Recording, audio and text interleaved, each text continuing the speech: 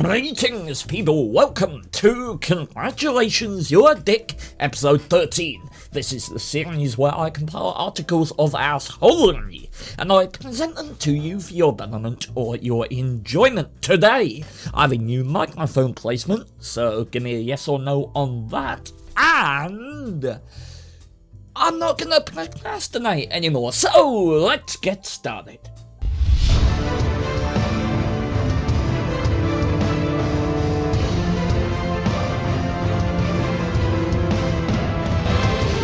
So here we are on the fish tank of a map, Ensk, where in the fiasco of leaving spawn this unfortunate looks becomes the meat in a misfortune sandwich. Now this is a common thing, right, especially in threesomes. There's always a lot of stuff that you're like, how did that get there? It's in my way. I want to be over there. Easy traverse from A to B is not really plausible. Take it from me, alright? I've experienced a lot of porn. Anyway, Luke, the lucky, luxurious, deluxe-looking Lux, has evidently never had a violent improvised gangbang before. What a noob. And he gets scared of all the, paint chafing, if you know what I mean. And he lashes out in self-defense. Oh, the horror. However, he also starts flying the universally recognized dickhead colors. Oh, very funny. Now, given the swiftness with which he displayed those familiar colors, clearly he's well acquainted with them. They are to him what gold is to a goldfish. So some might theorize that it was well-deserved when Tino here in the Commonwealth commits some assault and battery ending in the brutal murder of a Lux. And right in front of an innocent Tog too. Have you no shame, man? Now, Tog, that KV1S is not your eating disorder. Hold up. Oh, chat! Yes! Hello, you precious, precarious, prevalious, unpredictable, unexpected gold mine! It's been so long! How's general chat? Oh well, Steve, it's still worse than I ever was. Yeah. So I could sum up the rest of this Lux's impact on the game by playing this. But somehow wouldn't have the same gravitas as showing you what actually transpired. My god. Infuriated by the tip-provoked murder, the Lux explodes in bouts of petty, obnoxious rage throughout the rest of the game, turning shockingly quickly from a understandable yet still unacceptable frustration to downright malicious and abject disdain for all those unfortunate enough to be around him. He begins by informing the enemy team of the locations of his former teammates, and throughout this, he shows particular undue attention to the instrument of his current predicament, Tino, in the Commonwealth. And he reports his position whenever he thinks it most relevant to the enemy team. I must say, I find it titillatingly ironic that he has the gall to say "steffu" in chat when it's coming from a man who currently has more reasons to steffu than I have ever seen anyone have in the history of humanity. And it is unfortunate. This, beyond the normal realm of misfortune, it's unfortunate because it distracts from the fact that Tino discovers a soothsayer in a KV1 who read in the stars that it was about to be outflanked by a Cromwell and is already looking at him. Yeah, magical stuff. The Lux, of course, laughing and cheering like a schoolgirl watching a crush playing in a band.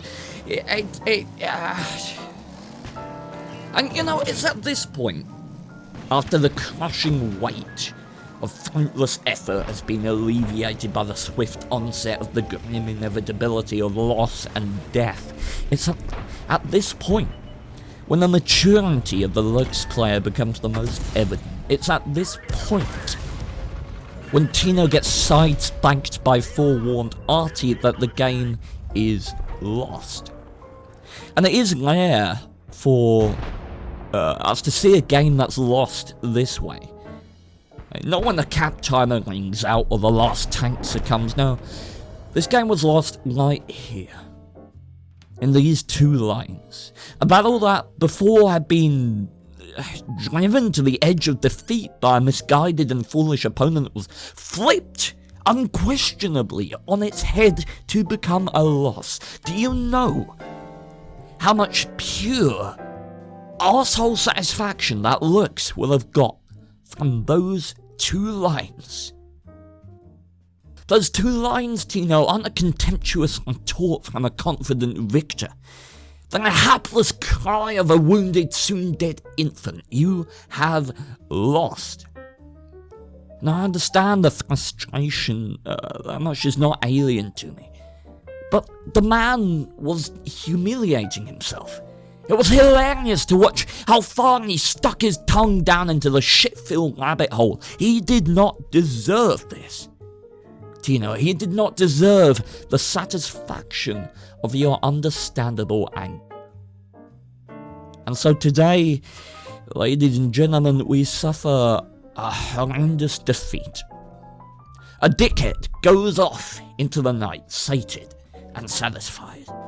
And all we can do is vow, take a solemn oath, that next time, we'll do better. So the other day, I went to my replay submissions and I said, aha! Let me go to Fisherman's Bay, because I fancy fishing for the lesser spotted dickhead carp. A rare find, and boy, I fished out a confusing one.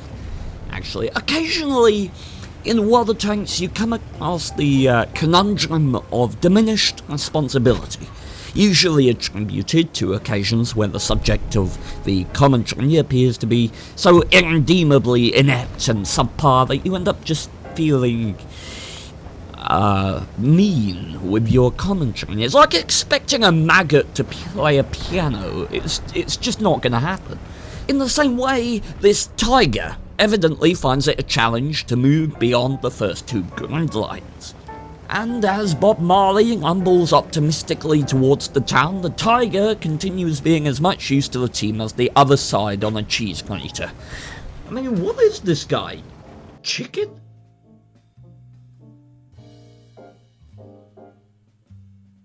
The hell was that? In any case, Bob Marley shortly thereafter is set upon by a bunch of enemy tanks, all thinking, wait, wasn't there a tiger on the enemy team? Meanwhile, the tiger is torn between his allegiance to B1 and B2. He loves them both. It's a very hard situation. B1 has a beautiful mind, but B2 has a gorgeous pair of tits. You know, we've all been there. This is troubling for me, because as I mentioned earlier, I don't know whether this guy is just incredibly incompetent or he has some form of malicious intent. But I do know someone who can probably get us a better sense of the situation, ladies and gentlemen. David Attenborough. Tiger. The name can mean stalking feline or hulking meadow. Either one invokes thoughts of deadly power. Today, on Fisherman's Bay, this armoured behemoth lies waiting. The only sign of anything suspicious, the low rumble and rising fumes from the engine. Capable as it is, with its long 88mm gun, this defensive playstyle is not unfamiliar turf for this particular beast. However, as daunting silhouette of the patient assassin looms high, the shadow itself fades and vanishes, pulling into sharper focus the fact that this particular tiger is a massive wanker. Meanwhile, a wild batchet turns up and he's like, I want to become the first moon of the planet Useless. His orbit, however, is a little wonky and he ends up, falling down to the planet's surface, creating a massive crater. Now, were I to attempt commentary of the tank mating dance that you're about to see, I cannot help but feel it would be woefully subpar. So I'm just going to play the Benny Hill theme.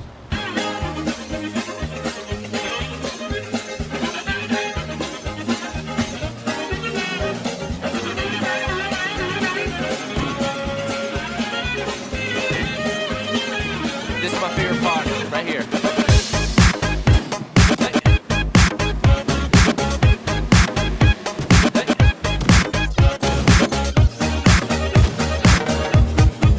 Let's go.